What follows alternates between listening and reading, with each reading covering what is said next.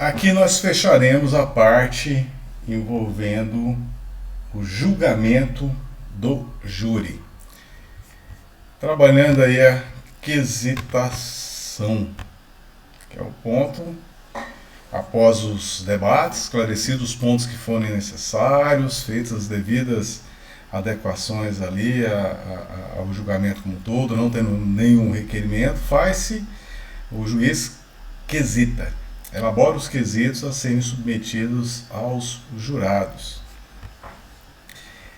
Quesitos esses que deverão ser proposições afirmativas, simples e distintas, considerando os termos da pronúncia ou decisões posteriores, o interrogatório e as alegações das partes. Então, nos debates, é interessante observar que nos debates é o momento que tem as partes de também falar sobre os quesitos, falar de como os jurados, se concordarem com o seu posicionamento, como eles devem votar. E, ao mesmo tempo, levantar para o juiz a bandeira de requerer a inclusão de determinado quesito, que repute como adequado à sustentação da sua tese acusatória ou tese defensiva. Então, os quesitos, os jurados decidirão aquele caso concreto de acordo com os quesitos, que deverão ser formulados na seguinte ordem. Primeiro, materialidade do fato. Então, o fato ocorreu? Essa é uma indagação extremamente importante. Todo quesito tem que ser bem explicado para os jurados, que nós não estamos trabalhando teoricamente com pessoas qualificadas no direito para entender terminologias jurídicas. Pode até ter jurado que seja bacharel em direito, advogado, nada impede que isso ocorra, mas regra geral não. Mas primeiro quesito envolve a materialidade do fato. O fato ocorreu? Exatamente entra nessa ordem. Segundo quesito, autoria ou participação. O acusado é autor daquele crime ou daqueles crimes? Ou um dos acusados participou do cometimento daquele crime? Então, são os quesitos mais relevantes. Primeiro, materialidade e autoria. Terceiro, se o acusado deve ser absolvido. Então, uma questão se os jurados votarem por 4 votos, a maioria de votos, que reconhecem que o fato ocorreu, então, vencida essa etapa, chega-se na segunda. Se os jurados votarem que o autor ali acusado, ele realmente praticou aquela infração penal, aí, respondendo 4 votos sim, aqui o acusado já está condenado. Mas o legislador estabeleceu um quesito obrigatório ou perentório, que é exatamente, mesmo assim, pergunta-se aos jurados se o acusado deve ser absolvido. Se responder que deve ser absolvido, aí, por 4 votos, ele deve ser absolvido. Caso contrário, ele já está condenado. Como quarto quesito, se existe alguma causa de diminuição de pena arguído pela defesa. Ou, no quinto quesito, se existe circunstância qualificadora ou causa de aumento de pena reconhecidas na pronúncia ou em decisões posteriores que julgaram admissível a acusação. Tem que ser quesito também. E se não tiver causa de aumento de pena ou de diminuição ou qualificadora, então somente encerra aqui nesses 3 quesitos. Essa aqui é a base central para a elaboração dos quesitos, que serão julgados e analisados pelos jurados, mas cada caso pode ter uma particularidade, como por exemplo, desclassificação, dentre outras situações. Entrega de cópia para as partes, dos quesitos elaborados pelo juiz, para ver se as partes concordam ou não com o que está escrito ali, e impugne, requeira o que de direito entender. Nessa notícia, júri é retirado de fórum e levado até o local onde agente penitenciário estuprou e matou mulher em Rondônia. Olha aí o afastamento do julgamento, dos presentes no julgamento, em especial dos jurados, até o local do fato aí, uma medida que deve ter sido requerida, obviamente requerida no julgamento e deferida judicialmente, isso ocorreu. É interessante esta particularidade. Vencidos todos esses pontos, os quesitos estando em conformidade, o juiz indagará a acusação e defesa se tem requerimento, reclamação a fazer e aos jurados se precisa de alguma explicação. Após, convida os jurados, escrivão, IP e defensor para a sala secreta. Aí sim nós entramos no momento da votação propriamente dito. Isso ocorre em plenário. Até aqui é em plenário. E aí esse convite para ir para a sala secreta é um convite exclusivo desses atores que nós já relatamos. É importante que a sala secreta, alguns fóruns que tem o tribunal do júri já consolidado, cria sua própria sala secreta, mas alguns, como localidades menos abastadas economicamente, pode ser uma sala contígua, uma área separada do salão de julgamento, nada impede, essas poderiam ser consideradas como sala secreta sem problema algum. Até o meu primeiro júri, ele foi numa sala dentro de um ginásio, que o júri mesmo ocorreu num ginásio. Mas é isso. Votação na sala secreta. Pois bem, a resposta negativa de mais de 3 jurados a qualquer dos quesitos referidos A ou B, ou seja, o primeiro ou o segundo anteriores, né? Então, lá, primeiro ou segundo. Eu coloquei A e B, mas é o primeiro ou o segundo. Materialidade do fato, autoria ou participação. Então, se a resposta for negativa de mais de 3 jurados, ou seja, no mínimo 4 a qualquer dos quesitos ali, encerra a votação e implica a absolvição do acusado. Se a resposta for afirmativa por mais de 3, segue-se. Ou seja, não me recordo se eu falei corretamente, mas no quesito ali da materialidade, se os jurados votarem, pelo menos 4 jurados votarem que não, no quesito, o fato não ocorreu, então não há que se falar em responsabilização criminal e absolve de pronto. No caso de confirmar a materialidade e não confirmarem a autoria, do mesmo modo. Por quê? Porque deve, na configuração, para gerar uma responsabilização penal, deve-se estar presente ali a materialidade e a autoria da infração penal, evidentemente que nos crimes que deixam vestígios, que seja aí tenha o resultado material aferido. Ok? Então é isso. Na resposta negativa de mais de 3 jurados a qualquer dos quesitos A ou B, encerra a votação e implica na absolvição do acusado. Se a resposta for afirmativa, por mais de 3, segue-se. Pois bem, então aqui já está indo para a condenação. No entanto, como nós falamos ali, o terceiro quesito, que é um quesito obrigatório, ele exige que seja indagado aos jurados. O jurado absolve o acusado. Indagado não é uma indagação verbal, isso está lá no quesito, que é em cima do quesito que o jurado vai responder. Então nós observamos que cada jurado tem lá os seus votos, né? Voto sim, voto não. Então, lendo o quesito, que o juiz lê o quesito, e aí o jurado vai responder sim e não a cada quesito daquele. Então, nesse terceiro quesito, a princípio o acusado já estaria condenado, mas o terceiro quesito ele é obrigatório e é indagado ao jurado se ele condena ou não, é sim ou não. E aí tem a urna da votação, que ele vai colocar o voto que ele entende como adequado e o outro voto que ele tá na mão, que ele não vai utilizar, ele coloca na urna chamada de descarte, como nós já vimos. Pois bem, se os jurados, 4 jurados absolvem o acusado, ele fica absolvido e pronto.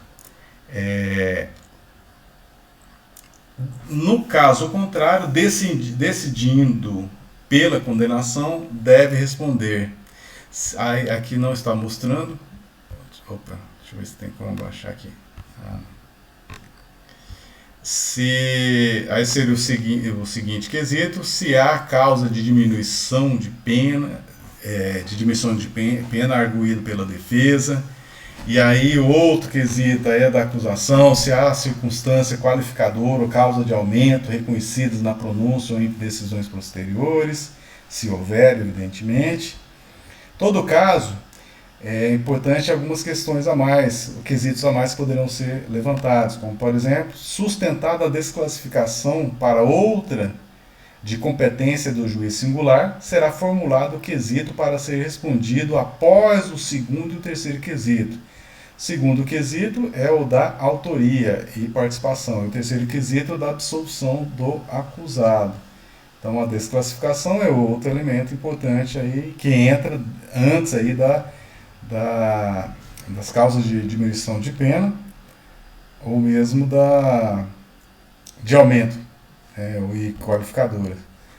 Se a tese de crime tentado ou mesmo divergência da tipificação, sendo essa divergência de competência do júri, o juiz deve formular quesito dessas questões para a resposta após o segundo, ou seja, antes da absolução.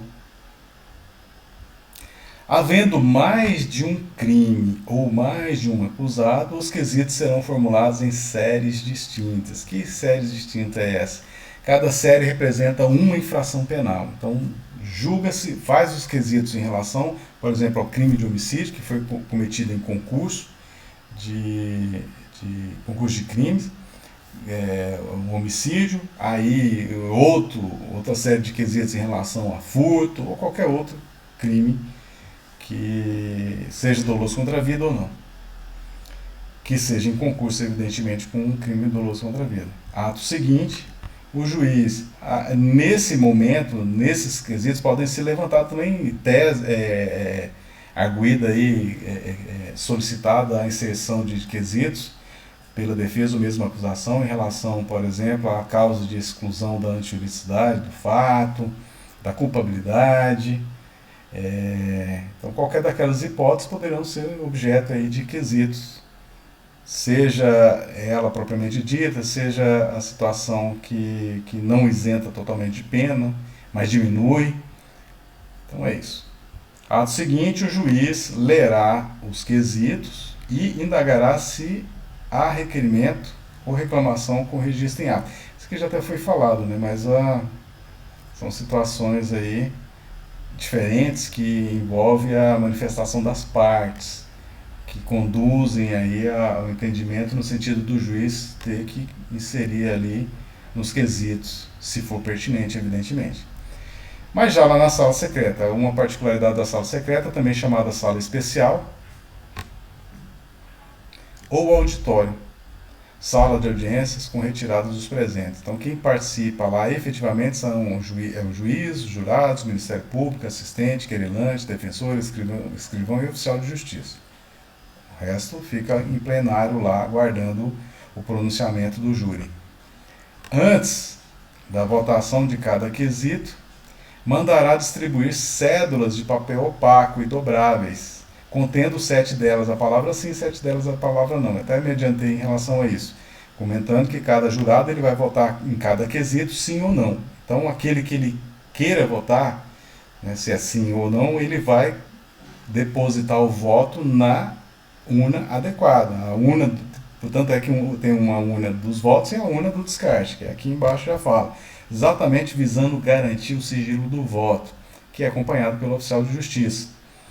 Então ele recolherá os votos na urna dos votos e na urna do descarte. A dos votos é aquele que serão contabilizados ali para fins de ser considerado como o julgamento ali do júri.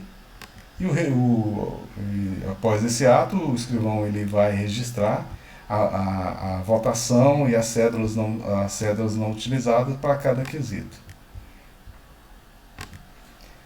Nesta notícia nós temos: revelações de jurados podem pôr o veredito de Ghislaine Maxwell em perigo, dizem especialistas. 2 membros do júri revelaram publicamente que foram vítimas de abuso sexual. Um passado que não incluíram nos questionários levados a cabo antes do julgamento. Olha, uma questão aí bastante complicada que é importante ser anunciada para não macular o julgamento como um todo. Maioria de votos, encerra-se a votação, como nós falamos. Então, deu 4 votos, encerra a votação sem necessidade de chegar até o 7º voto. Se a resposta a qualquer dos quesitos estiver em contradição com outras,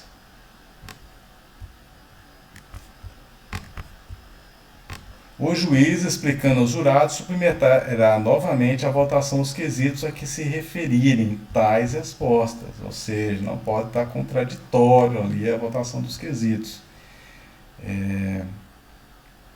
Exatamente nesse ponto o juiz tem que ter cuidado aí para não gerar nulidade. Então, em especial, por exemplo, quesitos relacionados à causa de exclusão da antijuridicidade, legítima defesa, que pode estar conflitando ali com quesito relacionado à autoria, materialidade, aplicação de uma qualificadora. Então são situações assim, que por um lado pode querer condenar, por outro está demonstrando que quer absolver.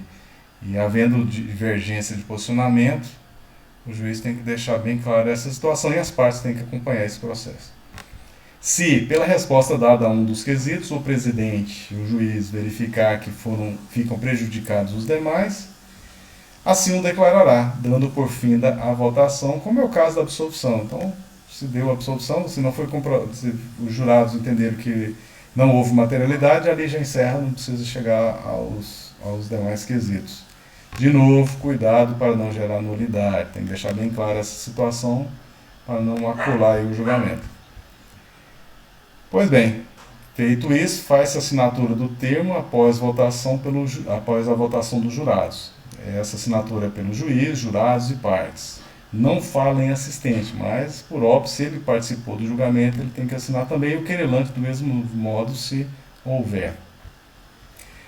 Sentença. No caso de sentença condenatória, o juiz fixa a pena base. Como nós observamos, os jurados eles não entram nesses detalhes. Quem faz é o juiz. O juiz é o longa-manos dos jurados. Então, ele proferirá essa sentença, levando em consideração a decisão dos jurados, condenando o acusado. E aí, se ele condenar, ele vai ter que fixar a pena base. Ele vai ter que considerar as circunstâncias agravantes ou atenuantes alegadas ou as de ofício, como as genéricas. Antes, essa condição era dos jurados, agora não, é do juiz. Então, as agravantes e atenuantes aí passam para o juiz. Imporá aumentos ou diminuições da pena em atenção às causas admitidas pelo júri, ou seja, vincula obrigatoriamente o juiz, aí a decisão dos jurados vincula o juiz.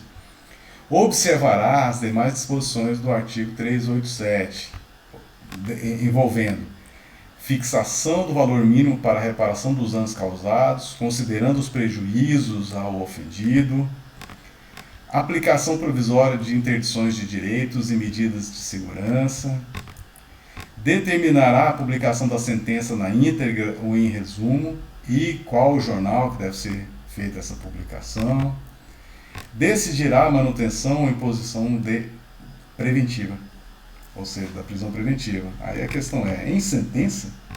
Sim, com respaldo no artigo 492, que fala de atender aos requisitos dela, mas não diretamente. Então, implicitamente, pode-se decretar. Ou de qualquer outra cautelar, sem prejuízo do conhecimento da apelação interposta. Então, são missões aí a cargo do Poder Judiciário. Júri em Araranguá.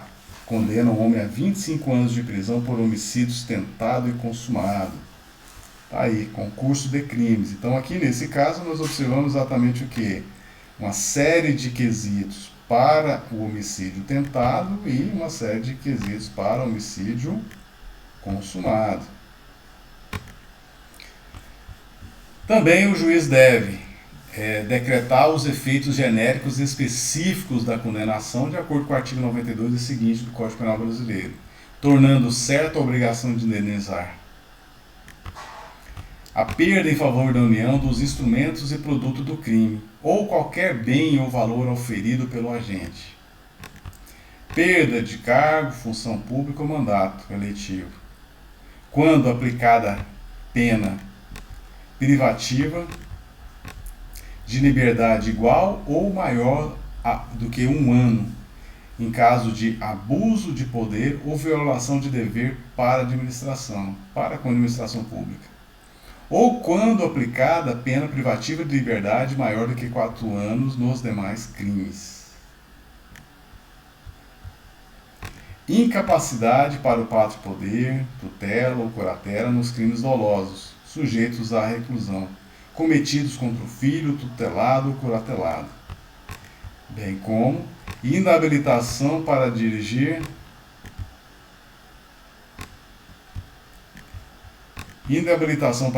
veículo que foi utilizado como meio do cometimento de crime doloso. Então, assim, são os efeitos genéricos específicos que deverão ser sopesados lá na dosimetria, que é quando o juiz vai estabelecer o que deve ser feito, quais os parâmetros ali da condenação. E todos esses efeitos genéricos e específicos deverão ser expressos na sentença, sob pena de não poder se exigir do acusado ali o cumprimento. Em caso de absolvição, concede-se a liberdade se por outro motivo o acusado não estiver preso. Revoga-se as penas restritivas de direito provisoriamente decretadas. Impõe-se, se o caso, medida de segurança cabível. Em caso de desclassificação para o juiz singular, o juiz presidente do júri sentenciará em seguida, aplicando-se, se infração de menor potencial ofensivo, o artigo 69 da lei e seguintes da lei 9.099 de 1995. Ou seja, aqui, se houver desclassificação que caiba infração penal de menor potencial ofensivo, pode, em tese, caber aí a transação penal, suspensão condicional do processo, e aí tem que fazer o encaminhamento a quem é de direito, que é o órgão de acusação, para, se o caso, propor os benefícios para o acusado. Uma outra particularidade é, se ocorrer a desclassificação, o crime conexo não doloso contra a vida será julgado pelo juiz. Então, por exemplo, pode haver um concurso de crimes e o crime de doloso contra a vida, o réu ser absolvido. Mas o crime conexo, que não é doloso contra a vida, ele ser condenado. E aí o juiz singular, o presidente lá do júri, terá que julgar. Se for decisão dos jurados, evidentemente, por meio de quesitos ali. Após esse ato, o juiz procederá à leitura da sentença em plenário. Se absolver o crime doloso contra a vida, os jurados julgarão os demais crimes conexos. E é isso. Então, são essas as considerações em relação ao júri. Evidentemente que o tempo disposto ele não é suficiente para pegar a magnitude, as particularidades do júri, mas a observância do instituto em si, do rito, de como se procede o julgamento, como ocorre realmente a submissão, o processamento, a liturgia aí do julgamento, o papel extremamente importante da figura do jurado, foi demonstrado aí nesses vídeos. E aí vamos para outro tema, em outro vídeo. Ok?